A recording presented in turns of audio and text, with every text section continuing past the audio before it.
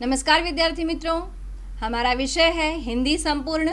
आज हम पढ़ने जा रहे हैं पाठ तीसरा, वाह रे हमदर्द, जो लिखा है घनश्याम अग्रवाल जी ने। हम देखेंगे उनका परिचय, पाठ संबंधी जानकारी लेंगे और जाएंगे पाठ की ओर। परिचय है घनश्याम अग्रवाल जी का, जिनका जन्म हुआ है 1942 में अकोला, महाराष्ट्र में। घनश्याम अग्रवाल जी की रुचि अध्ययन काल से ही लेखन में विकसित हुई। आपने आसपास की प्रत्येक स्थिति या घटना में हास्य ढूंढकर उसे धारदार व्यंग में ढालना आपके लेखन की विशेषता है। आप अखिल भारतीय मंचों पर हास्य व्यंग कवि के रूप में लोकप्रिय है और उनकी प्रमुख कृतियां हैं हंसी घर के आईने, यह हास्य व्यंग उनका भाग है। आज़ादी की दुम, आई एम सॉरी, यह कविता संग्रह है। और आप अपने अपने सामने, यह लघु कथा संग्रह आदि जो है इनकी प्रमुख कृतियां हैं। अभी देखेंगे इस पाठ के बारे में। इस पाठ में उन्होंने कहा है कि प्रस्तुत हास्य व्यंग निबंध जो है, इसमें लेखक ने दुर्घटना के माध्यम से विनोद को बड़े ही रोचक ढंग से व्यक्त किया है। हमदर्दी भी कभी कभी इस तरह पीड़ादायी बन जाती है, यह बहुत ही सुंदर तरीके से उन्होंने दर्शाया है। चलो जाएं इस पाठ की ओर और हम पढ़ेंगे यह हास्य व्यंग निबंध जो है वाह रे हमदर्द। उस दिन मैं पूंजीवादी और समाजवादी अर्थव्यवस्था पर भाषण सुनकर आ रहा था, तो सामने से एक कार आ रही थी। भाषण के प्रभाव से मेरी साइकिल को अधिक जोश आया या कार को गुस्सा अधिक आया, यह मैं निश्चित रूप से नहीं कह सकता, किंतु मेरी साइकिल और वह कार जब करीब आए तो विरोधियों की तरह एक दूसरे को घृणा की नज़रों से देखते हुए आपस में जा भिड़े। मैंने खामखाह पूंजीवादी और समाजवाद के झगड़े में टांग अड़ाई। फलस्वरूप मेरी टांग टूट गई। दुर्घटना के बाद आज भी इंसानियत कायम है, यह सिद्ध करने के लिए कुछ लोग मेरी तरफ दौड़े। यानी क्या हुआ, वह एक पूंजीवादी और समाजवादी अर्थव्यवस्था पर भाषण सुनते हुए वह अपने घर लौट रहे थे और तभी वह कार से, यानी उनकी साइकिल जो है कार से टकराई और उनका एक्सीडेंट हो गया और उनकी टांग जो है, यानी उनका पैर जो है वह टूट गई। और इंसानियत अभी भी जिंदा है, यह कायम देखते हुए कुछ लोग उनकी तरफ दौड़े। आँख खुली तो मैंने अपने आप को एक बिस्तर में पाया। इर्द गिर्द कुछ परिचित अपरिचित चेहरे खड़े थे। आँख खुलते ही उनके चेहरों पर उत्सुकता की लहर दौड़ गई। मैंने कराहते हुए पूछा, मैं कहाँ हूँ? आप सार्वजनिक अस्पताल के प्राइवेट वार्ड में हैं। आपका एक्सीडेंट हो गया था, सिर्फ पैर का फ्रैक्चर हुआ है, अब घबराने की कोई बात नहीं है। एक चेहरा इतनी तेजी से जवाब देता है, लगता है मेरे होश आने तक वह इसलिए रुका रहा।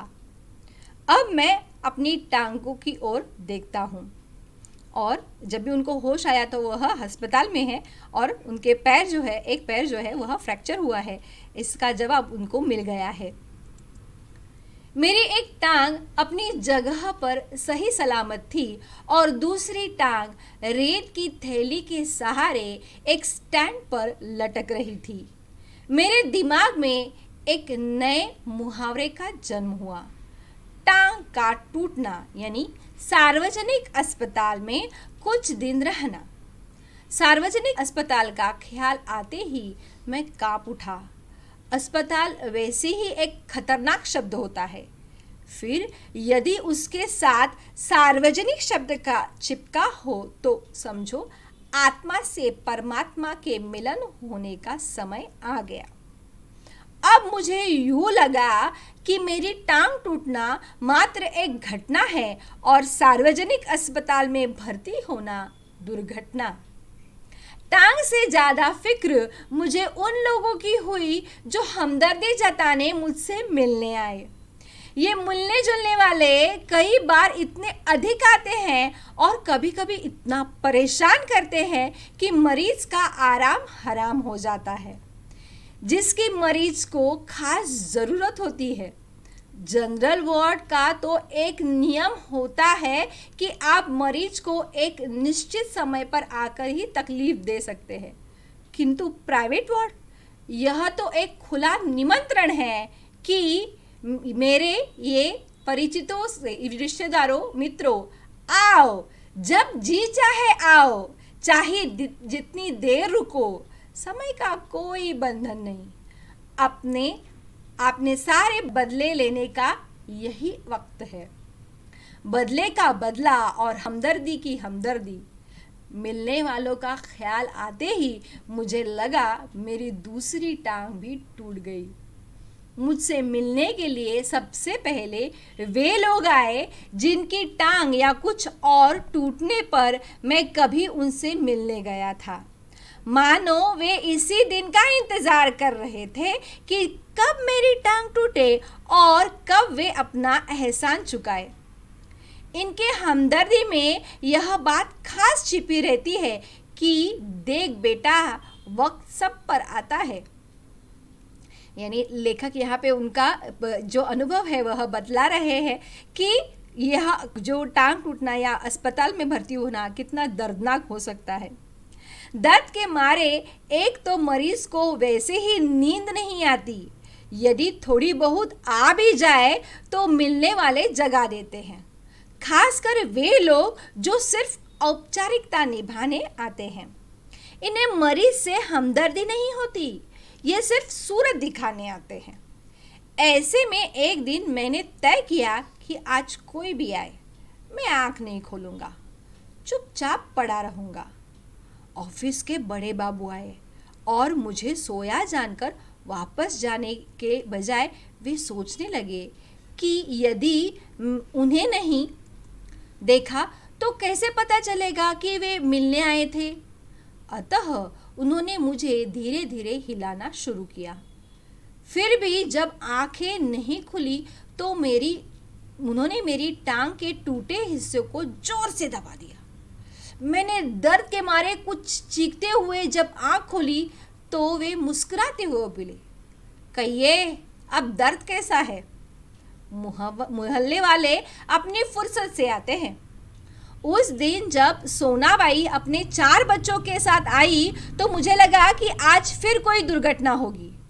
आते ही उन्होंने मेरी ओर इशारा करते हुए बच्चों से कहा, ये देखो चाचा जी। उनका अंदाज कुछ ऐसा था जैसे चिड़ियाघर देखते हुए बच्चों से कहा जाता है, ये देखो बंदर।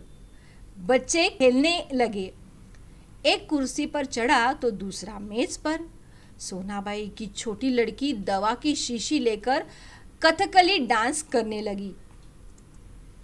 रप रप की आवाज ने मेरा ध्यान बटाया।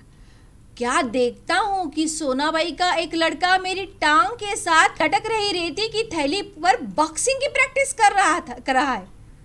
मैं इसके लिए कि उसे मना करता, सोनाबाई की लड़की ने दवा की शीशी पटक दी। सोनाबाई ने एक पल लड़की को घूरा, फिर हंसते हुए बोली, भैया पेड़े खिलाओ, दवा गिरना शुभ होता है। दवा गई समझो बीमारी गई। इसके 2 घंटों बाद सोनाबाई गई, यह कहकर कि फिर आऊँगी। मैं भीतर तक काँप गया।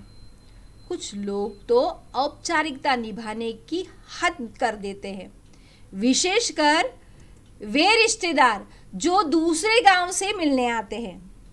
ऐसे में एक दिन एक टैक्सी कमरे के सामने आकर रुकी।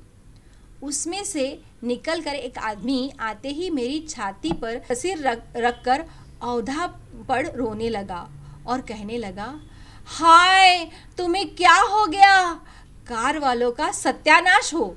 मैंने दिल में कहा कि आज मुझे जो हुआ सो हुआ, पर तू क्यों रोता है, तुझे क्या हुआ। वह थोड़ी देर में मेरी छाती में मुंह गड़ाए रोता रहा, फिर रोना कुछ कम हुआ। उसने मेरी छाती से गर्दन हटाई और जब मुझसे आंख मिलाई तो एकदम चुप हो गया। फिर धीरे से हंसते हुए बोला, माफ़ करना, मैं गलत कमरे में आ गया था। आजकल लोग ठीक से बताते भी तो नहीं। गुप्ता जी का कमरा शायद बगल में है। हे। अच्छा भाई, माफ़ करना, कहकर वह चला गया।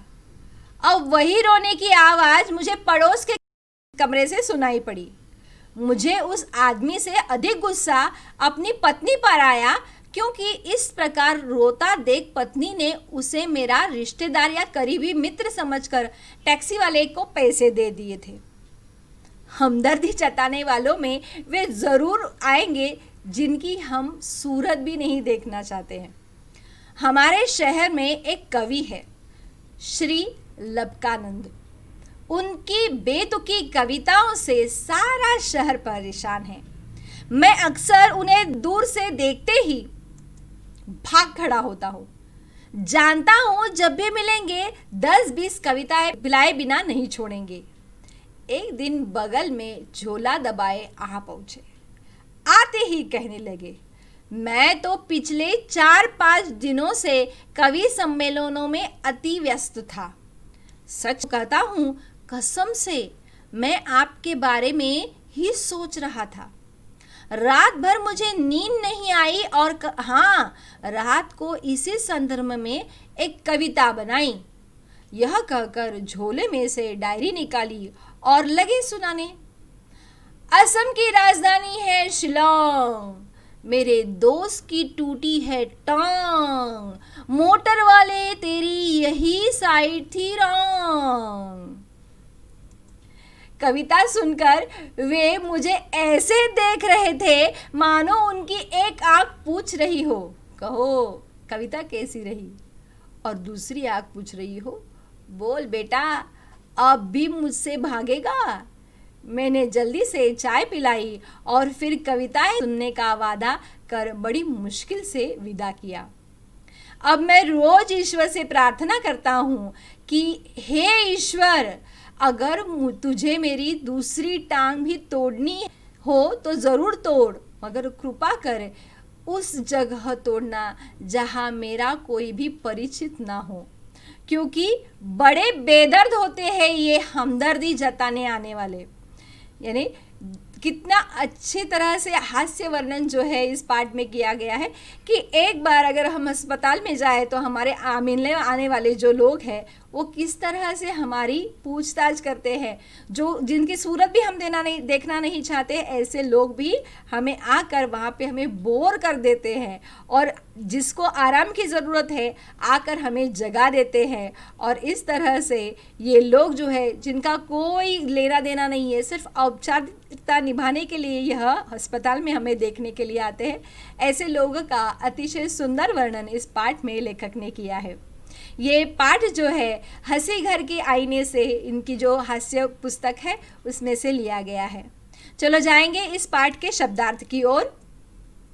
शब्द संसार जो आपके पाठ्य पुस्तक में दिया है, फिक्र यानी चिंता, हमदर्दी यानी सहानुभूति, एहसान यानी कृतज्ञता, औधा यानी उल्टा, और मुहावरे आए हैं टांग अड़ाना यानी बाधा डालना, कांप उठना यानी भयभीत होना। यह आपके पाठ्य पुस्तक में दिए गए हैं, आप अच्छी तरह से इसे पढ़ लीजिए है और यह पाठ आपके समझ में आया ही होगा।